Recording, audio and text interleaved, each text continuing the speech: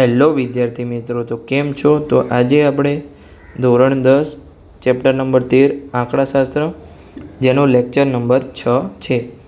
Lecture number 5 સુધી આપણે સ્વાધ્યાય 13.1ની સંપૂર્ણ વાત કરી હતી. તો આજે આપણે બહુલકની વાત કરીશું, તેનું સૂત્ર જોઈશું અને પછી તેના આધારિત આપણે દાખલા ગણીશું. તો ચલો હવે આપણે સૂત્ર જોઈએ. બહુલકને આપણે સંજ્ઞા છેદ વડે દર્શાવીએ છીએ. તો અહીંયા જે z બરાબર L plus F1 minus F0 ભાગ્યા 2F1 minus F0 minus F2 ગુણ્યા H જે બહુલકનું સૂત્ર છે. હવે દરેક સંજ્ઞા શું દર્શાવે છે એ આપણે જોઈએ છીએ. તમે ખાલી અત્યારે એકવાર નજર નાખી લો, કેમ કે તમે દાખલા ગણશો એટલે તમને ઓટોમેટિક બધું આવડી જશે. તો જે અહીંયા L છે એ બહુલક વર્ગની અધસીમા દર્શાવે છે.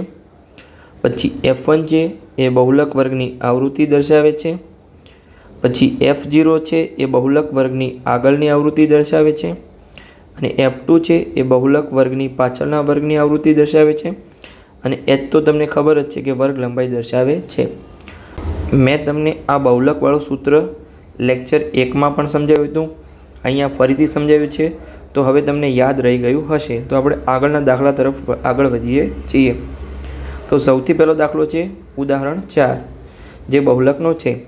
હવે આ દાખલામાં વર્ગ લંબાઈ આપવામાં આવી નથી, તેથી આવો દાખલો લોંગ ક્વેશ્ચનમાં પૂછાશે નહીં. લાંબા પ્રશ્નમાં તમને હેતુલક્ષી પ્રશ્નો અથવા MCQમાં પૂછાઈ શકે છે.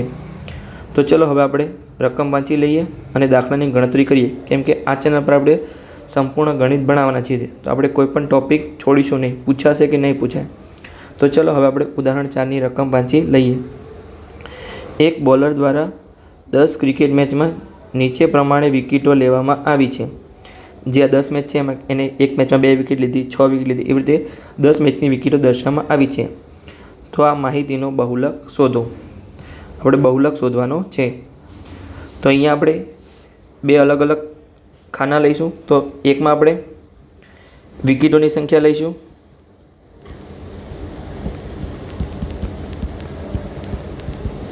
અને એકમાં આપણે મેચની સંખ્યા લઈશું. હવે વિકેટોની સંખ્યા 0 થી 6 સુધી આપેલી છે. તો અહીંયા 0, 1, 2, 3, 4, 5 અને 6. હવે આપણે એને 0 વિકેટ કેટલી મેચમાં લીધી છે? તો 0 વિકેટ એને એક મેચમાં જ દીધી છે. અહીંયા તો ત્યાં આગળ 1 લખીશું. હવે 1 વિકેટ કેટલી મેચમાં લીધી છે? તો અહીંયા એ પણ એક જ મેચમાં લીધી છે. તો અહીંયા નીચે 1 લખીશું. હવે 2 વિકેટ કેટલી મેચમાં લીધી છે? તો અહીંયા 1, 2 અને 3. તો કે 3 મેચમાં 2 વિકેટ લીધી છે. હવે 3 વિકેટ કેટલી મેચમાં લીધી છે? તો અહીંયા 1 અને 2. તો 3 વિકેટ 2 મેચમાં લીધી છે. પછી 4 વિકેટ, તો કે અહીંયા 1, પછી 5 પણ એક મેચમાં લીધી છે અને 6 પણ એક મેચમાં લીધી છે. તો આવી રીતે આપણે દર્શાવી દીધું એનું. તો હવે આપણે આનો બહુલક કેવી રીતે શોધીશું? તો હું તમને શીખવાડું છું કે અહીંયા વિકેટોની સંખ્યા સૌથી વધારે મેચમાં લીધી હોય એ બહુલક થશે. તો અહીંયા 2 વિકેટ છે એ 3 મેચમાં લીધી છે. તો આપણો બહુલક અહીંયા 2 થયો. પણ એને આપણે સરખી રીતે અહીંયા લખવું પડશે કે સૌથી વધુ 3 મેચમાં 2 વિકેટ લીધી છે, તેથી આ માહિતીનો બહુલક 2 થશે. તો અહીંયા નીચે લખી દેવાનું કે સૌથી વધુ 2 વિકેટ એ 3 મેચમાં લીધી છે, તેથી આ માહિતીનો બહુલક 2 થશે. આવી રીતે તમારે લખી દેવાનું છે. હવે આપણે આગળના ઉદાહરણ તરફ આગળ વધીએ. અહીંયા ઉદાહરણ 5. તો આમાં વર્ગ આપેલો છે. તો અહીંયા હવે આપણે જે સૂત્ર મેં તમને સમજાવ્યું એનો ઉપયોગ થશે. તો સૌથી પહેલાં આપણે રકમ વાંચી લઈએ કે વિદ્યાર્થીઓના એક સમૂહે એક વસ્તીમાં 20 પરિવારોની સભ્ય સંખ્યા પર સર્વેક્ષણ હાથ ધર્યો. તેનાથી પરિવારના સભ્યોની સંખ્યા માટેનું નીચે આવર્ત કોષ્ટક બન્યું. તો આ માહિતીનો બહુલક શોધો. તો સૌથી પહેલાં આપણે અહીંયા બહુલકનું સૂત્ર લખી દઈએ કે Z બરાબર L પ્લસ, તમે તમારી જાતે પણ બોલો, F1 માઇનસ F0 ભાગ્યા 2F1 માઇનસ F0 ભાગ્યા F2 ગુણ્યા H. તો હવે આપણે દરેકની કિંમત શોધી લઈએ. તો આપણે સૌથી પહેલાં ઉપર દરેકની કિંમત લખી દેવાની અને પછી સૂત્રમાં મૂકવાની, એટલે તમને ઇઝી પડે. તો અહીંયા આપણે Hની કિંમત કેટલી થાય? સૌથી પહેલાં જો દરેકમાં અહીંયા આને આપણે વર્ગ કહીએ છીએ અને આને આપણે આવૃત્તિ કહીએ છીએ. તો આપણી વર્ગ લંબાઈ દરેકમાં સમાન છે. જો 1 થી 3 તો કે 2, 3 થી 5 તો એમાં પણ 2, 5 થી 7 તો એમાં પણ 2. તો આપણી વર્ગ લંબાઈ થશે H બરાબર 2. અહીંયા હવે આપણે બહુલક વર્ગની આવૃત્તિ પહેલાં શોધીએ. તો સૌથી વધારે આવૃત્તિ ક્યાં છે? તો અહીંયા 8 છે, સૌથી વધારે આવૃત્તિ છે. તો એ થશે આપણું F1 બહુલક વર્ગની આવૃત્તિ. તો અહીંયા F0 કેટલા થશે? તો બહુલક વર્ગની આગળના વર્ગની આવૃત્તિ. તો 7 છે એ આપણું F0 થશે અને F2 થશે આપણું 2, કેમ કે બહુલક વર્ગના પાછળના વર્ગની આવૃત્તિ. અહીંયા હવે L કેટલા થશે? મેં તમને સૂત્રમાં કીધું હતું કે જે બહુલક વર્ગ હોય એનો વર્ગ હોય એની અધર સીમા. તો અહીંયા 3 થશે. તો દરેક કિંમત હવે આપણે સૂત્રમાં મૂકી દઈએ. તો L બરાબર અહીંયા 3 છે પ્લસ F1 કેટલા છે અહીંયા? તો 8, F0 છે 7, પછી ભાગ્યા 2F1 ફરીથી 8 માઇનસ 7 અને F2 છે 2 અને H આપણા ફરીથી 2 છે. તો અહીંયા આપણે મૂકી દઈએ. તો 2. હવે આપણે આગળ આની ગણતરીનો જવાબ મેળવીએ. તો 3 પ્લસ ઉપર કેટલા થશે? 8માંથી 7 જશે તો 1, નીચે 16, 8 દુ અને 7 પ્લસ 2 9, પણ માઇનસનું ચિહ્ન આવશે એટલે -9 અને ગુણ્યા થશે 2. તો ઉપર હવે આપણે 1 અને 2નો સરળ ગુણાકાર કરી દઈએ. તો કેટલો થશે? અહીંયા 2, નીચે 16માંથી 9 જશે તો 7. હવે આપણે સાઈડમાં 2 અને 7નો ભાગાકાર કરી લઈએ. તો 2 ભાગ્યા 7, અહીંયા 7 વડે ભાગાકાર થશે નહીં તો આપણે પોઈન્ટ મૂકીશું, પણ કંઈ છે નહીં એટલે 0 આગળ મૂકીશું. તો અહીંયા 0. હવે 20નો 7 વડે ભાગાકાર કેવી રીતે થશે? તો 7 દુ 14, નીચે 6 શેષ વધી, ફરીથી આપણે 0 મૂકીશું પણ ઉપર ફરીથી આપણે પોઈન્ટ મૂકીશું નહીં, કેમ કે પોઈન્ટ એક જ વાર આવે. હવે 7 8 56 થશે, નીચે 4 વધ્યા, ફરીથી 0, ફરીથી આપણે 7 5 35 થશે. હવે 5 શેષ વધી. આવી રીતે તમે આગળ લાંબુ કરી શકો છો, પણ આપણે પોઈન્ટ પછી 2-3 અંક સુધી જ આપણે ગણતરી કરીશું. તો અહીં આપણે જવાબમાં લખી દઈએ કે 3 પ્લસ 0.285. હવે આપણે આન્સર મેળવી લઈએ. તો આપણે આન્સર કેટલો થશે? 3 પ્લસ એટલે કે 3 પ્લસ 0.285. હવે એનો સરવાળો કરીએ તો એનો જવાબ મળશે 3.285.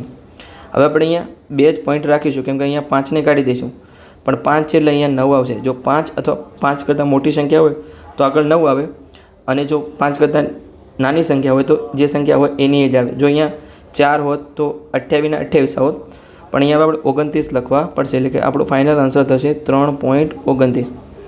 આપણો Z બહુલક મળી ગયો 3.29.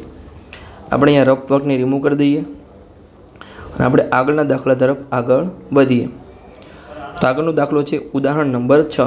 એમાં શું કીધું છે આપણે જોઈ લઈએ. અહીંયા કે ગણિતની પરીક્ષામાં 30 વિદ્યાર્થીઓના ગુણનું વિતરણ ઉદાહરણ 1ના કોષ્ટક નંબર 13.3માં આપેલ છે.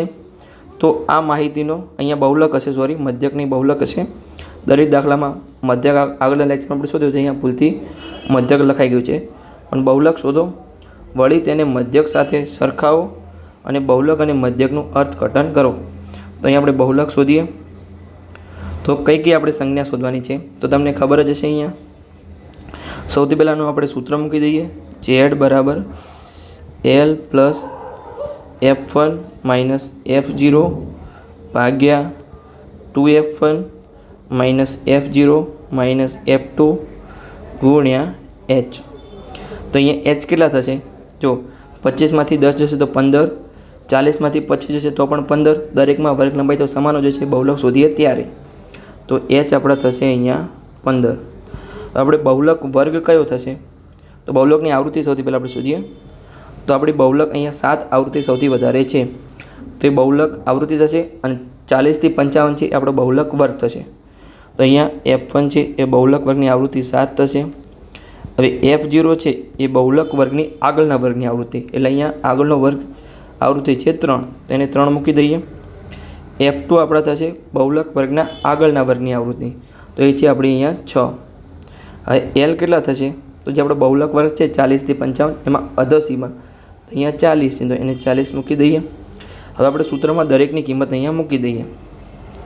તો L છે આપણા 40, F1 અહીંયા આપણને આપેલા છે 7, F0 છે 3, નીચે 2 ગુણ્યા F1 7, F0 -3 અને F2 છે 6 અને H છે આપણા 15.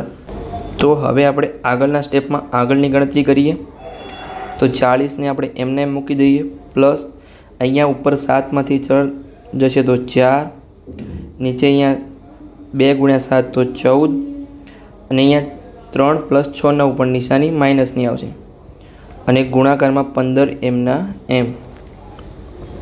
આગળનું સ્ટેપ આપણે કરીએ તો 40 પ્લસ અહીંયા 4 ગુણ્યા 15 અને નીચે 14માંથી 9 જશે તો 5.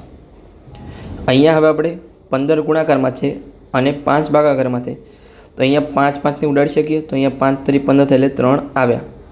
આપણે આગળનું સ્ટેપ લઈએ તો 40, અહીંયા 4 તરી 12 થશે, તો 12. આપણો બહુલક મળ્યો આપણને અહીંયા 52. 40 + 12 કરીએ તો આપણે 52 મળી જાય, તો આપણો Z બરાબર બહુલક મળ્યો 12. તો આની જ સાથે અહીંયા આપણો લેક્ચર પૂર્ણ થાય છે. આગળના લેક્ચરમાં આપણે સ્વાધ્યાય 13.2 થી આગળની ગણતરી કરીશું અને આપણે બહુલકના આગળના દાખલા ગણીશું. જો તમને લેક્ચર સારા લાગતા હોય તો તમે ચેનલને સબસ્ક્રાઈબ કરી શકો છો અને તમારા મિત્રો સાથે વિડીયોને શેર કરી શકો.